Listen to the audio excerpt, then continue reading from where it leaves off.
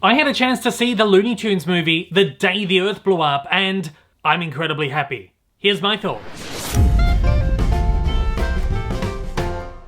Before I get into this, I'd love to hear from you. Have you seen The Day the Earth Blew Up? If you have, did you love it? If you haven't seen it just yet, what are your hype levels like for this one? As always, join the conversation down below. Porky and Daffy, the classic animated odd couple, turn into unlikely heroes when their antics at the local bubblegum factory uncover a secret alien mind control plot. Against all odds, the two are determined to save their town and the world if they don't drive each other loony in the process. Alright, so it's finally happening. The Day the Earth Blew Up is finally rolling out in theaters across the globe. In fact, it opened over in Europe, quite a few countries across Europe a number of months ago. It's opening in America was supposed to be late Feb, but it's been pushed to early March for some reason or another. It has had like a limited run over there though, just before Christmas, which was an Academy Awards qualifying run to qualify it to be eligible for the best animated feature of the year, and I guess any other categories that they wanted to submit it for, it was not successful. And it's opening here in Australia in late March. Don't ask me about the UK. There's always going to be someone down in the comments asking about the UK. There's no UK release date for this thing just yet. It's, as I said, coming out in dribs and drabs. If you've been following the whole saga that is The Day the Earth Blew Up, you know that this movie has been through the absolute ringer. I've been covering this relentlessly on my channel for the best part of 4 years. This was announced back in sort of like mid to late 2021. Things were looking really peachy for it. It was ready to come out, and then all of a sudden Warner Brothers merged with Discovery and it just upended the whole company. We went through a period that I like to refer to as the Warner Animation Decimation. And essentially during this period, again, if you don't know, the company just like completely wrote off a whole bunch of completed projects for the sake of making a little bit of money back. Warner Brothers have hit hard times and they're trying to get as much cash back as they possibly can. So they wrote a whole bunch of movies off on tax, including a couple of Looney Tunes movies, Coyote vs. Acme, Bye Bye Bunny, which was supposed to be like an extravagant Bugs Bunny musical, and a Scooby-Doo movie was written off, and the live-action Batgirl film. All of these films were completed and were just written off on tax. It's illegal for the studio to release any of these movies unless they pay the money back to the government. So whether or not that'll happen at some point down the line, somewhere, who bloody knows. So anyway, The Day the Earth Blew Up got caught up in all of this, and at one point it looked like it was almost going to be cancelled. Probably about 1.5 to 2 years ago, the studio just randomly changed the name of the film. For a very brief period there, it was going to be called Bubble Brains. Just pure stupidity. And then there was like no announcements, no updates on the film for ages. And it was just kind of assumed that it had been written off on tax as well. And then all of a sudden, this independent company over in America called GFM Animation, who is like a distributor who buys up stuff and then sells it off to all other independent distributors around the world to release into cinemas, just randomly bought the film. And the film had been saved. So they sold it off to a company in America called Ketchup Entertainment, who are the North American distributors of the film. And a company here in Australia called Pinnacle Films picked up the Australian rights to the film, and they are releasing it in theaters in late March this year. Pinnacle have actually retitled the movie for locally. So it's called The Day the Earth Blew Up, a Looney Tunes movie in small text in North America. But here in Australia, it's actually coming out as Looney Tunes in big text, The Day the Earth Blew Up. I think that's a very smart move. I think it should be that everywhere. In fact, if you look at any of the videos that I have put out on YouTube about this movie, I always lead with Looney Tunes movie, The Day the Earth Blew Up, because that's the first thing people are going to see when they see that title. I think it's really dumb that this is coming out in America as The Day the Earth Blew Up, a Looney Tunes movie. I kind of get it because initially this was supposed to go to the HBO Max streaming service, and it was like a spin-off film of the Looney Tunes cartoon series. So it probably would have played okay like that, but now that it is going theatrical, and probably 6 to 12 months after they'd first announced it, they then announced it was going theatrical. But they kept the title there. So I think it's a really smart move anyway, locally, that they've changed it. I think it's kind of good, but I think it's good that Ketchup or GFM or whoever allowed the local team to rename it as the Looney Tunes movie, The Day the Earth Blew Up. There's all these great localized posters that the local team at Pinnacle put together. All fantastic stuff. Anyway, I've been working very closely with Pinnacle on this film. I recently traveled. I live in Melbourne, if you don't know. Up in Queensland, they had this actor festival, this great film festival over this weekend, and they have up in Queensland a bunch of theme parks, and one of them is a Warner Brothers theme park called Movie World. It's been there for, I think, 33 years. They held the premiere there. I was flown up to Queensland by Pinnacle, the incredible team over there, and worked with them very closely on this premiere of the film. So that's how I've been able to see it early here in Australia when it opens actually late March in Australia. So thanks to the team at Pinnacle for getting me up there and getting me involved and allowing me to see this movie early. And if you want to see all the cool stuff that I got up to in the Gold Coast and you want to see the awesome premiere that Pinnacle put on for this movie, I put a video up on this channel just a few days ago, and you can check that one out by checking the link at the end of the video. And I'm going to be working very closely with them, try and get the word out on this movie because we need this film to succeed. And I think, you know, the big hope amongst all the fans are, and I get a lot of people saying this down in the comments every time I post a video, is that hopefully if this does well, Warner Brothers, you know, reconsiders what they've done with Coyote vs. Acme and Bye Bye Bunny. Possibly very unlikely, but, you know, if Warner Brothers looks and goes, oh crap, we made a mistake, that movie has actually done well. Maybe who knows? You know, but so we just need to make this movie's just got to do really, really, really well. Anyway, let's get into my review of the film. I thought all of this was kind of relevant to what we're talking about here anyway, to kind of understand the history of it all. It's a really fascinating project. I'm completely blown away by this movie. This has reached every expectation I had and completely blown the roof out.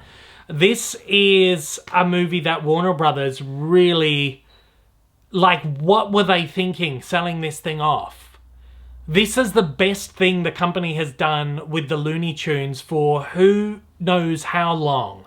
I mean, alongside the Looney Tunes cartoon series, which this is a spin-off of, it's very much in that same vein. It was designed as a spin-off, like a feature-length version of those movies. In fact, this was supposed to kick off like a line of these spin-off movies that were initially going to go to HBO Max. I would have loved to have seen. I guess we probably won't get them unless this does really well. But yeah, with those two productions, I think it's the best thing that has happened to the Looney Tunes in so long, and for Warner Brothers to turn their back. Essentially, the Looney Tunes are the mascots of the company, not just the animation department. They're the mascots of the company. Warner Brothers were a kind of ailing studio, a middling studio in the 1920s before they had the Looney Tunes. The entire reason that they had the Looney Tunes was because Mickey Mouse had done so well for Disney and turned Disney into a name brand in the late 1920s. Warner Brothers said, well, hey, maybe having some animated characters is the way to get our company out there. And gosh darn it, the Looney Tunes made Warner Brothers a household name. Bugs Bunny, Daffy Duck, Porky Pig. You know, Porky Pig was the first like big super megastar, and then Daffy Duck and then Bugs Bunny, and they became the mascots of the studio. And they're still so beloved today and so well known today. People know these characters. They are iconic. They are as iconic as Mickey Mouse. And for the company to turn their back on these characters is wild to me. And this movie is insanely good. Like, for the company to sell this off and not want to release it themselves is madness. Like, this is one of the craziest things the company has ever done, and Warner Brothers has done some really stupid stuff over the years. Over their, like, 100-year history, they've done some dumb stuff, but this is amongst the top of it. And writing off Coyote vs. Acme and the Bugs Bunny film on tax is up there as well. Like, where do I start? Firstly, the animation is gorgeous. This is the first, like, major studio, traditionally animated, hand-drawn animated feature film to come out of North America in almost 15 years. And I'm not counting stuff that's gone, like, direct to streaming or direct to TV or stuff like that. I'm talking like big, theatrical, hand-drawn, traditional animated films from a bloody studio. It's the first one since Winnie the Pooh in 2011 from Disney. You know, the industry completely turned their back on traditional animation back then. And this is the first, like, major one we've had since then. And the animation here is stunning. I mean, I trust that you've all seen the Looney Tunes cartoon series and you know how beautiful the animation is there. And, you know, they throw back to the classic Looney Tunes cartoons. They've made it look like it's all cel animated, like the characters are animated on cells with watercolor backgrounds. Of course, it's all done digitally, but it is still done by hand. But it's made to kind of emulate that look. There's some shadowing on the characters to give you that kind of look that it is cel on background. And it just looks beautiful. It looks like the classic cartoons. This is such beautiful, fluid animation. And it's one of the best animated films we've had in years. The gags, the humor are so in line with those classic tunes. The original Looney Tunes cartoons, you know, they weren't made for kids. They were made for adults. They were made for audiences who were going to see adult films. And they put together a package where you'd see a animated film, you'd see like a newsreel, you'd see a short live action film, you might see some sort of advertisement, some trailers, and then you'd see a movie like Casablanca, or Meet Me in St. Louis, or The Searchers, or, you know, any of those great old Warner Brothers movies you'd have like a Looney Tunes film attached to. And they were always edgy, they were always groundbreaking, and animation was always had a lot of very adult humor. And Day the Earth Blew Up is in that same vein, in that same style. There's some really risque stuff in here.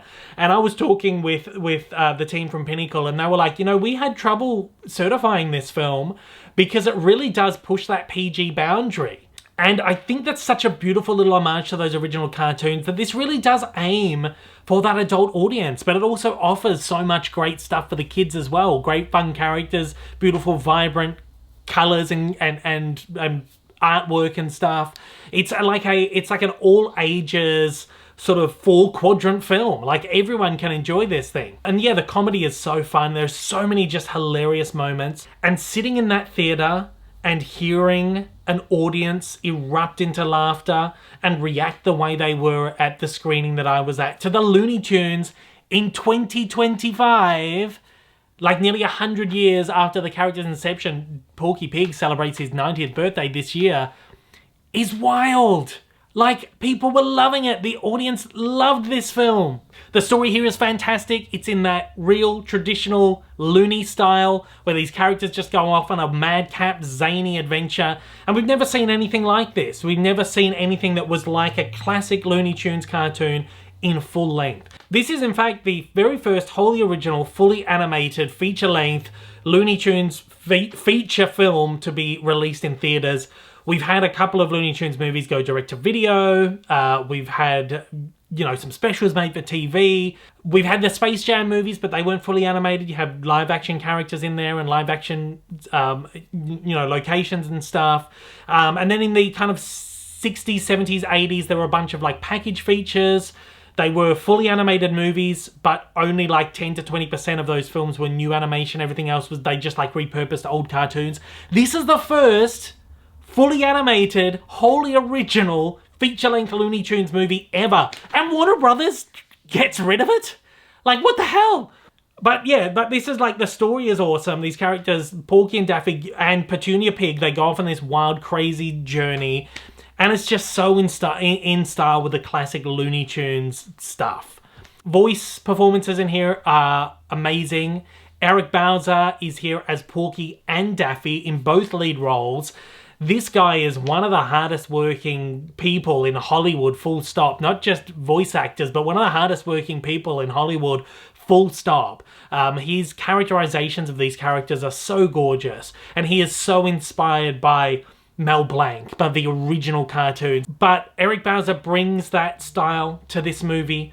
And because his interpretations, his vocalizations of these characters are so in line with the classic Mel Blanc stuff from the early years of the Looney Tunes, It just feels so authentic. Everything about this just feels so authentic. Candy Milo here is here as Petunia Pig, and she delivers a beautiful performance as well. Petunia comes to life like she never has before. She's given a spotlight like she's never had before. And alongside Porky, she's one of the oldest Looney Tunes characters. She evolved alongside Porky, emerged alongside Porky, and evolved alongside him before characters like Daffy Duck were even on the scene. These were the two original Looney Tunes like superstars. And it's really so wonderful for Petunia to have the spotlight, finally. And Candy Milo delivers a wonderful performance here. We'll have to get this movie out there and get it to the masses, because I think the future of the Looney Tunes really hinges on this. Like, if this does really bad, this sends a message to Warner Brothers that people don't want the Looney Tunes anymore.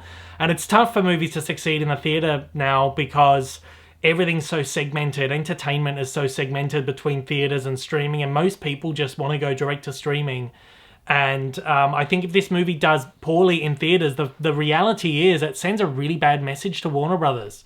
If it does well, it's going to send a good message to Warner Brothers, and I think the Looney Tunes can live to fight another day. So at the end of all of this, if you're a Looney Tunes fan, if you're a fan of animation, you want these characters to live on, you have a slight inkling of interest in this film, go and support it in a theater. It's very, very, very important to support this movie.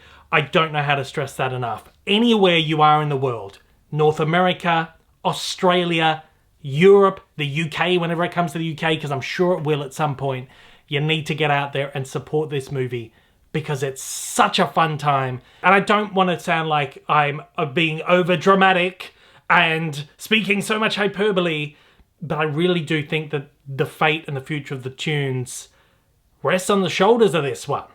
So let's make this one succeed.